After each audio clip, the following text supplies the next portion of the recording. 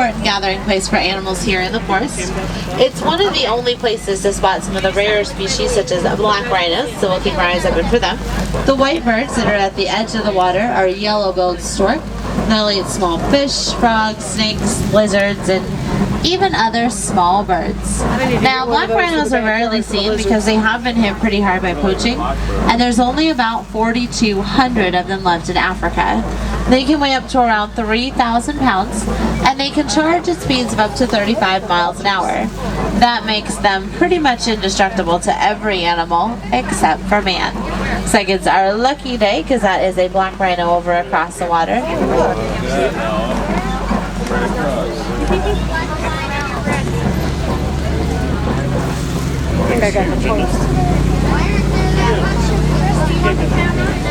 If you look carefully on our right, way up on the hill in the bushes are some bongo.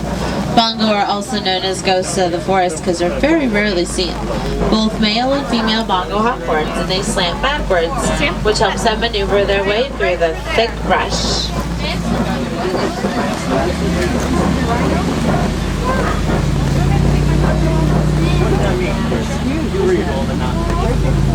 Coming up here on our left, there are some large black and white birds over here. These are saddle-billed stork. They're the tallest stork in Africa. They can actually stand about 5 to 6 feet tall.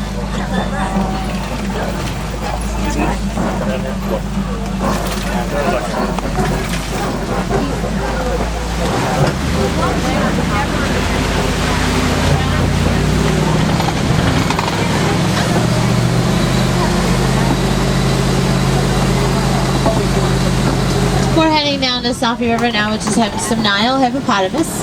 Hopefully we will be able to find some out in the water. A newborn baby hippo can weigh about 85 pounds, and a full-grown adult male hippopotamus can weigh up to 5,000 pounds. Now, just because they're very large doesn't mean that they're always that easy to find. They tend to spend most of their time in the water, otherwise those big bodies of theirs will overheat. They can stay completely submerged underwater for about 5 to 8 minutes at a time, during which they're usually walking along the bottoms of the riverbeds. They will come out at night to feed on the vegetation that's along the riverbanks, where they can eat about 150 pounds of food per night. The white birds that are out on the islands are pinchback pelicans. They'll all work together to herd fish into shallower waters where it's easier for them to feed on. Did you see him? Yeah. See him, Ellen? Yeah. Cool.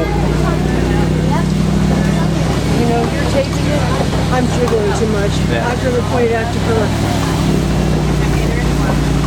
Looks like we're going to have to cross an old bridge. Do stay seated for me, folks. There are Nile crocodiles down in the water. Crocodiles. I don't know about you, but they always look hungry to me. Now they get much larger and they're much more aggressive than American alligators. With one snap of those super strong jaws, they're capable of crushing the bones of their prey.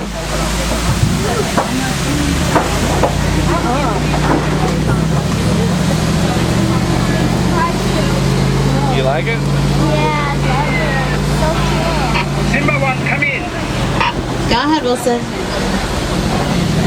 Just wanted to let you know that my ground patrol has seen a lot of elephant activity near the Red Clay Pit. You definitely want to check out that area. Roger, Wilson. Thanks for the tip. Over on our right is an ancient baobab tree. Now these trees will spend about 9 months out of the year completely leafless. That helps to conserve water in those large trunks which they can later use during times of drought. We're entering into the savanna now, which is part of the Serengeti grassland system. It's also known as the animal superhighway. Every year, millions of animals will migrate through this area. It's home to some of the more recognizable African animals like elephants and lions and giraffes.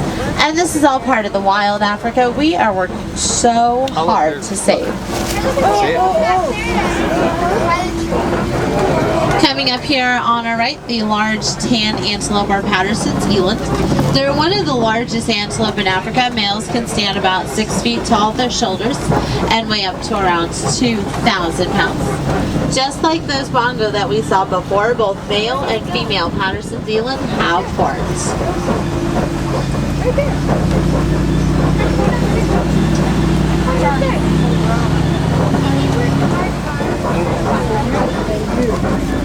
That's amazing. You think? All of this. Well, it's I don't know. On our left, those are sable antelope. The small tan antelope are impala. The little ones with black stripes along their sides are Thompson's gazelle, some Ankoli cattle on our left, and on both sides of the truck are white-bearded wildebeest.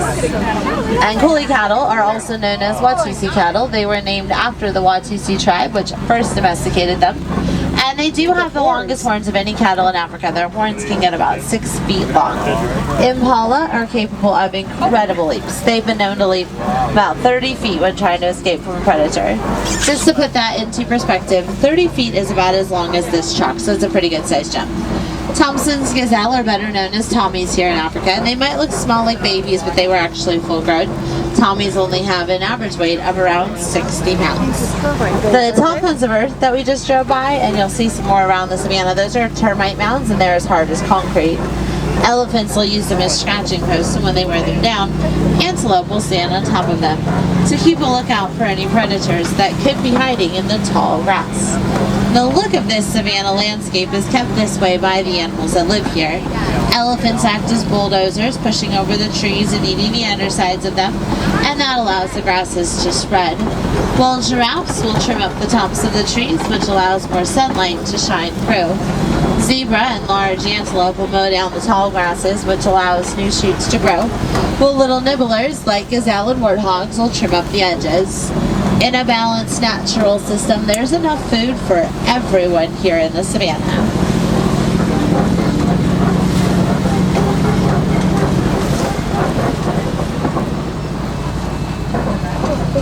Oh, giraffes, look. Yeah. Ev, do you see them?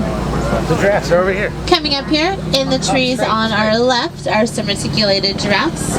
They get their names from the Latin word reticulata, meaning net, which refers to the netted pattern that they have on their coats. See them again? They can stand about 18 to 20 feet tall, which makes them the tallest animals in the world.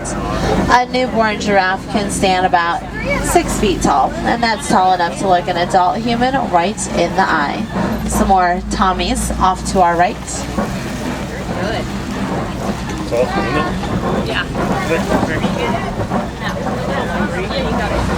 See them up there, Ev? Oh, look. Zimmerman, this is Wilson. What is your location? Over. Hey, Wilson, we're almost to Monkey Point. Keep your eyes open for me. We picked up a baby elephant that was wandering off on its own. We can't find the mother. I'm afraid Thompson may be in the reserve. Roger, Wilson. We'll keep our eyes open for anything. Looks like we have entered into elephant country. Monkey Point gets its name from those mammal monkeys that are over on the rocks. over there? They're the largest monkeys in Africa. Mature male can weigh up to about 100 pounds. With their bright red and blue markings, they're the most colorful monkeys in the whole world. Maybe we can find something to listen to on the radio.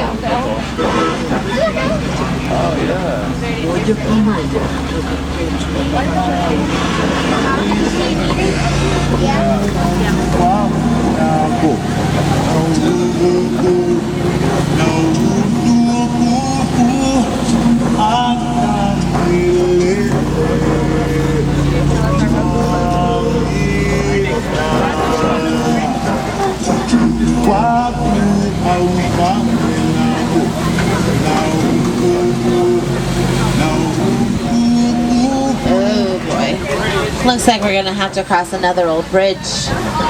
I'm not so sure about this one though. You might want to hold on back there. Oh, that did not sound good. Oh my gosh. Whoa! Hang on. Oh my goodness. Let's get out of here. Oh my gosh. Are you okay back there? That was a close one. I am so sorry about that. Well, we made it to the red clay pits, but I don't see any more elephants over here. Maybe they went up by the watering hole. Now, elephants will actually come and eat the clay. It gives them beneficial nutrients and minerals that they're not getting in their regular diets. They do eat a lot of food. Elephants can eat about 300 pounds of food per day. Mostly grasses, leaves, twigs. They will eat fruit anytime that they can find it. It's one of their favorite things.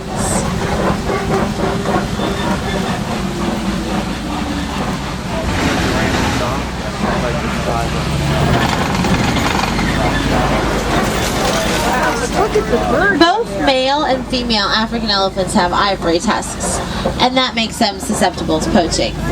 We do have scientists in our reserve doing research with these elephants. They're studying their vocal communications, as well as the way that they interact with each other, because the more that we know about these animals and what they need to survive, the better we can protect them. You'll notice that baby elephants tend to stick pretty close to their moms, and they'll copy everything that she does. That's how they learn what to eat, where to find water, and of course how to get along with other elephants. It's very, very important. And that's why Wilson is so worried about that baby elephant that he found off by himself.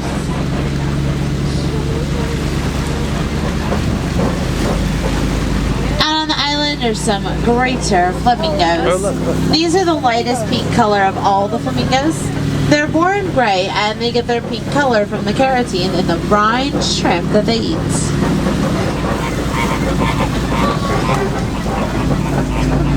Sounds like you'll stay in mine.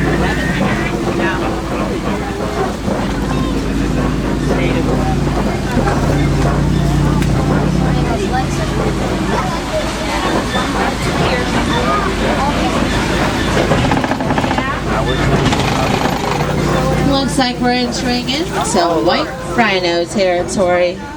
Now, they have one of Africa's greatest success stories. They were almost completely extinct due to the poaching of their horns, but thanks to anti-poaching laws and conservation efforts, their numbers have greatly increased. Coming up in the grounds on our right, those are ostrich eggs. They're the largest bird eggs in the animal kingdom. Each one of those eggs can weigh about 3 pounds. Keep your eyes open for any ostriches out here. I don't think they would have wandered off too far.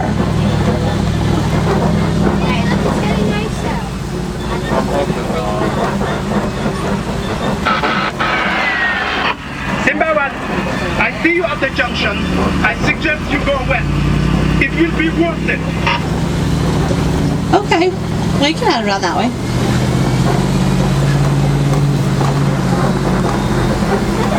You guys look very carefully. Laying down way up on the hill, those are cheetahs up there. Cheetahs are the fastest land mammals. They can run at speeds of about 60 to 70 miles per hour. They cannot sustain those fast speeds for very long, though, only short distances.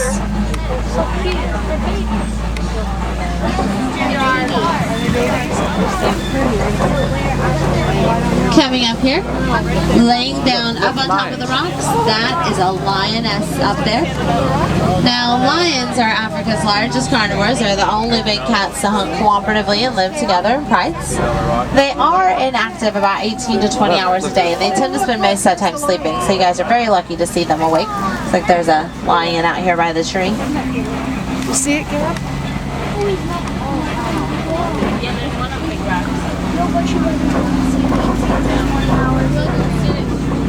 Looks like there are some more white rhinos coming up here on our right.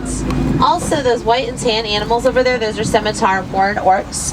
Just like white rhinos, they've also been very successful bringing their numbers back up, and they're being reintroduced into different parts of Africa where they were once extinct.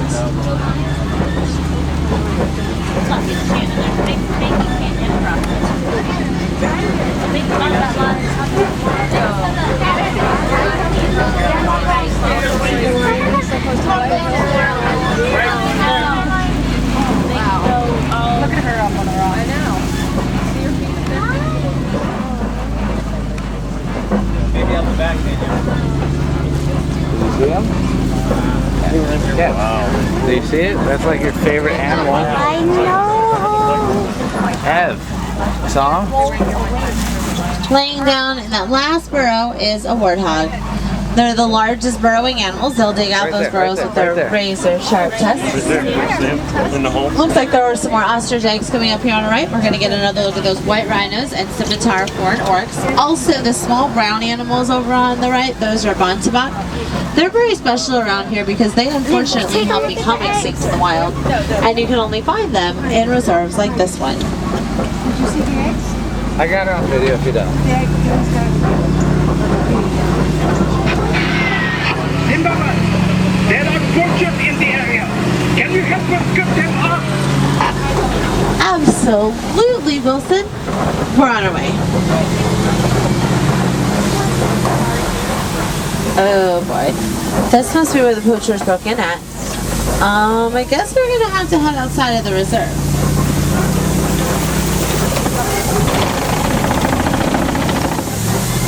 The poachers are heading east. Keep going, and you'll drive them to my patrol. Over. Roger, Wilson. Looks like it's gonna get pretty bumpy out here. Hold on tight back there.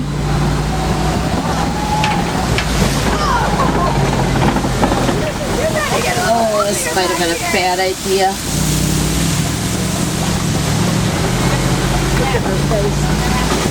Oh my gosh. Oh no. Wilson, I think we're too late. I don't see anyone at the butcher's camp. Oh, not to worry. You drop them right into my patrol. That must be further ahead. Hang on. The poachers ran, but they won't get far. We located the mother elephant. Thanks to you, they are now both safe. Asante Sana, everyone. Carabisana Wilson, you're welcome. I have to go now. We have to get this baby elephant back to its mother. Glad we can help. Asante Sana, everyone, thank you so much. Unfortunately, we're going to have to cut that 2-week safari a little short. No worries though, I'm going to drop you off up here at the Words Quest. From there, it's just a short walk to Pangani Forest Exploration Trail, where you can see a lot more animals, or back into Harambe Village.